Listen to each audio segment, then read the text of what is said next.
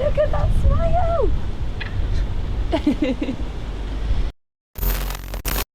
Hi and welcome to the Running Channel. I'm Anna and today I'm joined by Sophie Power. Now, Sophie's story came into the spotlight quite recently when an incredible photograph of her was captured by a Strava photographer at UTMB. So, Sophie, first of all, what's life been like since that image literally went around the world? It's been quite crazy for a number of reasons. I never expected anything really to happen. Alexis Berg said, can I take your photo? I didn't even know it was him at the time. I've admired his pictures for so long.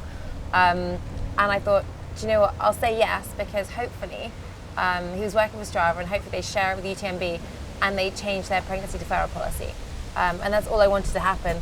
And then obviously it went viral and it's been in the international media, and my life's been a little bit different since. But really it was completely unexpected.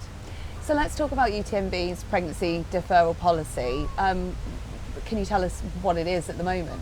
Well, essentially they don't have one. So they have a deferral policy that if you are injured for certain specific reasons, they don't want you on the start line, so they'll defer your place for one more year. If you're pregnancy, that's a lifestyle choice. That's a choice. Injury is forced on you. I'd say a lot of people's injuries are probably also choices, and you're not allowed to defer your place. Now, when it's any other race, I mean that's normally fine. You can get into races year after year. It may be just a case of your money back. When it's UTMB, where you have to get points for 2 years beforehand, and then it's a long shot in the ballot, that's really difficult. And I'd already lost my place from being pregnant with my first son in 2014, and it taken me until 2018 to get another place. And here I was, kind of with a 3-month baby. So I really wasn't prepared to give up that place. So you took Cormac with you along to Chamonix with your family for UTMB, and that's when that photograph of you breastfeeding him during the race was taken. I mean, how do you go about planning the logistics for running a race and being able to feed a baby at the same time? Big Excel spreadsheet.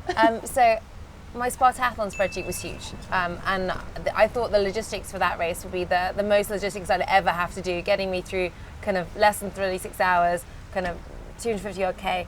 UTMB was another world, because there were so many things that could have gone wrong, and we spent a long time planning for all of them, especially how much food I needed to eat, how much water I needed to drink, where I could get to Cormac, how much I would need to pump, where I could do these things, keeping me warm enough, all the reasons that I would fail, and trying to kind of account for them at the start. So it was a mammoth effort. And so you had hand pumps passed to you, and people ferrying the pumped milk back to the boys. Is that right? So at UTMB, your crew can't see you very often. Often too, there's only about 5 locations you're actually allowed to be met. And the first one John could meet me was at Cormac, so that was 16 hours in. So I went 16 hours without a baby to feed from me, which any new mum is going to be thinking, oh my God, that's painful, really painful. So I'm hand expressing for 16 hours. I fed him on the start line, and then he got to me, and then that was when the picture was. I had so much milk, I was feeding him, I was getting enough milk for a second feed later, and then the boys went back to Chamonix with the nanny, and my husband took the pump for the next 3 aid stations, and then he was on the finish line. So that was the logistics of making sure that we were getting the milk out, because what I didn't want to risk is my supply going down, because that wouldn't be fair on Cormac. And have you had lots of interaction from runners asking you about, this image and how you did the challenge whilst having to breastfeed Cormac as well? A crazy amount. So the first I heard it gone viral was when my sister-in-law, who was on Instagram, because I wasn't even on Instagram at the time. I now have an Instagram account because I'm trying to share the story and how I did it. But she said, what were you doing in Chamonix? You're on my Instagram feed. There's 30,000 likes to a women's health post. There's 1,500 comments about it. You need to have a look at this. And then since then, it's been a lot of kind of mum runners, a lot of breastfeeding mothers, but just a lot of women in general saying, how are you managing all of this? I'm running a company at the same time and getting back to work, and how does this all fit together? And I think it's kind of only right that I have so much support around me to do it, and that's the only way. You can't do it without support. So one of the questions that we've had through from a new mum who's breastfeeding is, does it hurt to run when you're breastfeeding a newborn? So your breasts are a bit more tender than usual. And the main thing is to not go too long without pumping. As you'll find, like me do, it's really painful. So feeding them before you go out, then you know they're fed and they're with your partner, and you've got a bigger kind of chunk of time to go running.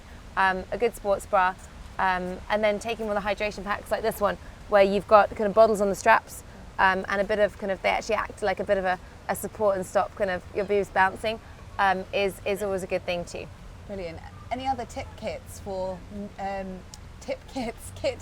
even for new mums? I think it's kind of wearing kind of comfortable clothing, that's probably more kind of cushion trainers than normal, especially as your kind of pelvis goes back together, making sure you're protecting yourself. So now is not the time for your barefoots. Sticking to trail rather than tarmac.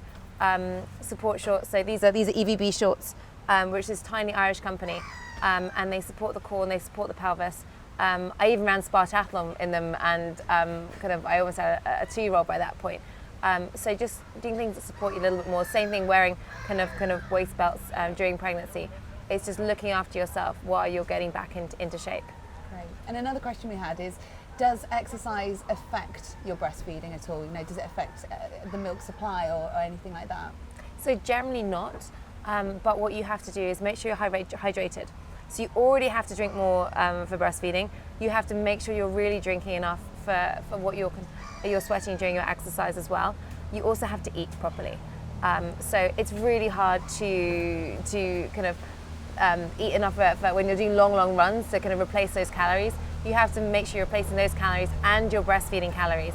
Otherwise your supply will go down. That was one of my big issues on UTMB, was making sure I was eating enough to kind of fuel me and to make sure I wasn't losing that milk supply. If you exercise to high intensity, it says sometimes you have lactic acid in your breast milk for up to an hour afterwards. It's not shown to be harmful. Some babies, they say, don't like the taste, but as long as you're kind of trying, if the baby likes it, it's fine. I generally kind of feed Cormac before I go out, and I wasn't really exercising 100% anyway, so he's been pretty happy. And just finally, for new mums wanting to get out there with their babies and pushing and running with a buggy, what tips do you have for those? The main thing is to wait. So you can't take a newborn out in a running buggy. They need to have a certain amount of head control before they can. Danica, I start at 6 months. Cormac's just 5 months. He's a much bigger baby. And when we recline our running buggy, he's about ready to go in it. But making sure that they have fun as well, making sure they're wrapped up warm. Just because you're warm enough, you're the one that's running. They're in a running buggy, kind of stuck there. Having them snacks, having them toys, stopping, and using it as kind of time with the baby.